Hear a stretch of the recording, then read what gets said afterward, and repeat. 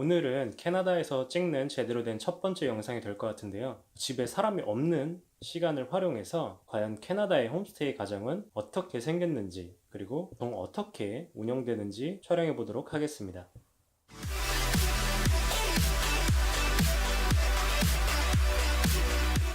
제가 홈스테이 처음 들어와서 느낀 점이 방이 생각보다 넓다 였어요. 침대도 보통 한국에서 쓰는 더블 사이즈, 퀸 사이즈 침대를 쓰고 있고, 여기 서랍이가 되게 지저분하죠.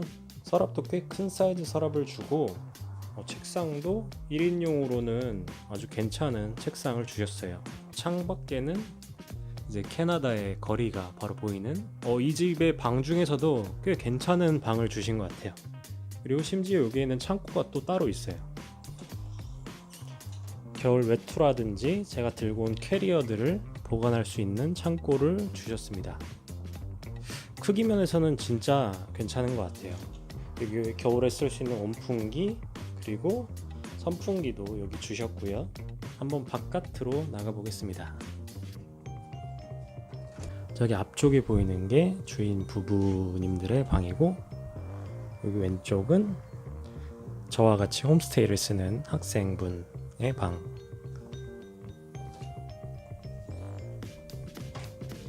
그리고 여기는 화장실인데, 화장실도 생각보다 커요. 세면대가 2개가 있어서 아침에 바쁜 시간에 세수라든지 양치질을 나눠서 할 수 있고, 여기는 샤워 공간, 여기는 홈스테이 가정의 거실입니다. 보통 주인 아주머니께서 여기서 TV를 시청하시고요. 여기는 보통 주인 부부님들과 저희 홈스테이 학생들이 식사를 하는 공간입니다. 여기는 밥 먹는 거실 옆에 위치한 부엌입니다. 전자레인지와 토스트기가 하나씩 있고요. 여기는 각종 소스류가 구비된 곳입니다. 그리고 여기는 간단하게 아침을 먹을 수 있는 식품들이 구비된 공간인데, 아침은 보통 각자 바쁘고 시간이 맞지 않기 때문에 여기 준비된 음식들을 그냥 알아서 먹으면 됩니다. 이런 식기도구 같은 것은 각자 자신이 먹은 그릇들은 알아서 설거지해서 여기다가 쌓아두면 됩니다. 1층 공간은 주인 부부의 자녀들이 주로 거주하는 공간입니다. 실내에서는 슬리퍼를 신어야 되기 때문에 각자 실내용 슬리퍼를 여기다가 준비해 두고요. 외부에서 신는 신발은 여기다가 위치시켜서 나갈 때마다 갈아 신고 있습니다.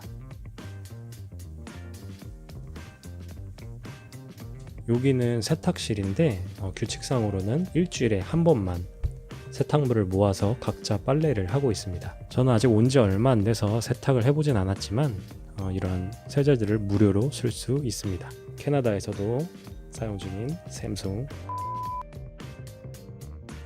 홈스테이에서 숙박한 지 2주차가 끝나가고 있는데, 추가적인 설명을 하자면은 제가 있는 집이 굉장히 좋은 편이에요. 왜냐하면은 1층만 있는 집에서 생활하고 있는 친구들도 있고 한데, 저는 2층 집을 같이 쓰고 있습니다.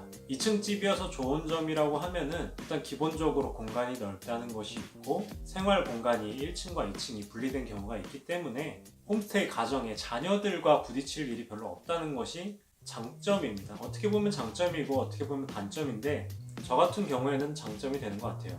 자녀들이 초등학생, 중학생 정도여서 조금 쉽게 같이 어울려 놀면서 영어를 자연스럽게 배우는 환경이라면은 막내가 잦은 것이 더 좋겠지만, 제가 있는 홈스테이 가정의 경우에는 이미 자녀분들이 저와 같은 비슷한 또래이기 때문에 약간은 서먹서먹하게 지내고 있어요. 근데 그게 오히려 저는 개개인의 사생활을 침해하지 않고 오히려 껄끄럽지 않게 지낸 것이 아닌가 싶어서 장점으로 뽑아봤고, 특히 제가 지내는 이 집이 좋은 점이, 첫째, 통금이 없습니다. 그래서 물론 제가 12시에 1시까지 늦게 들어온 적은 없지만, 다른 친구들 말을 들어보니까 통금을 10시 이전에는 무조건 들어오라고 하는 집이 많더라고요. 심지어는 9시 반 이후에는 샤워를 하지 못하게 하기 때문에 어쩔 수 없이 일찍 들어와야 되는 친구들도 있었는데, 저 같은 경우에는 11시, 11시 반 가까이 들어와도 늦게 들어온다고 그렇게 한 번도 말을 꺼내시지 않았습니다. 그리고 여기서 이어지는 두 번째 장점이 있는데, 샤워를 아침 저녁으로 2번 할 수가 있어요. 이상한 집들은 이상하다고 하긴 좀 그런데 몇몇 집은 샤워를 하루에 한 번만으로 규정하는 집도 있더라고요. 여기 물가가 비싼 건지 뭐 따뜻한 물을 데피는 보일러 값이 비싼 건지 모르겠는데 아무튼 저는 아침 저녁으로 제가 땀이 많은 편이기 때문에 꼭 샤워를 해야 되는 사람으로서 굉장히 좋은 장점으로 보고 있습니다. 그리고 세 번째는 부부님들의 성격이 진짜 좋으시다는 거예요.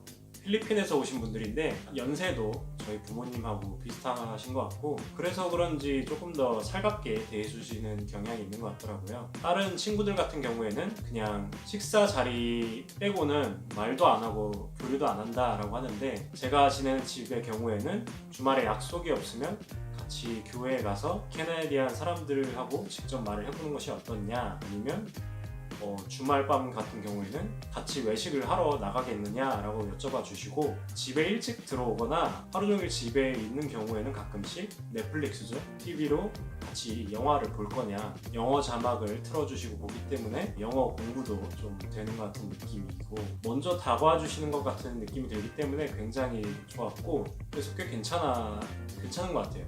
한 가지 불만사항은 식사가 어쩔 수 없이 입맛에 조금 안 맞는다는 것인데 굳이 이 홈스테이만의 단점이라고 생각하지 않고 아침에 시리얼 먹는다 뭐 메뉴가 크게 바뀌지 않는다 같은 경우는 뭐 배만 채우면 되는 입장이기 때문에 크게 신경 쓰지 않고 있습니다.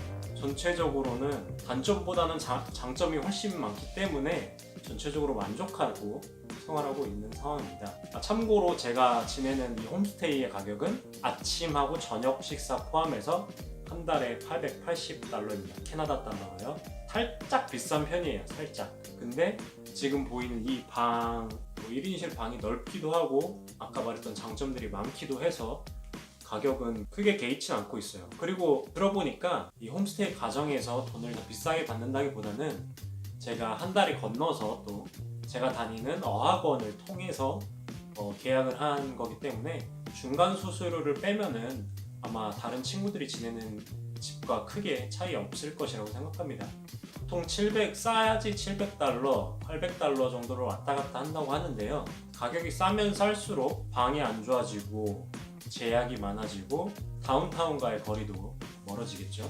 지금 현재 있는 이 홈스테이에서는 다운타운까지 한 40분, 50분이면 갈 수 있는 거리기 때문에 한국에서 그냥 대학교 등하교 하는 것과 같은 기분으로 매일 다니고 있습니다. 아무튼 홈스테이 소개 및 2주차까지 느낀 장단점을 여기까지 설명하도록 하고 다음에는 한번 어학원이 어떤지 알아보도록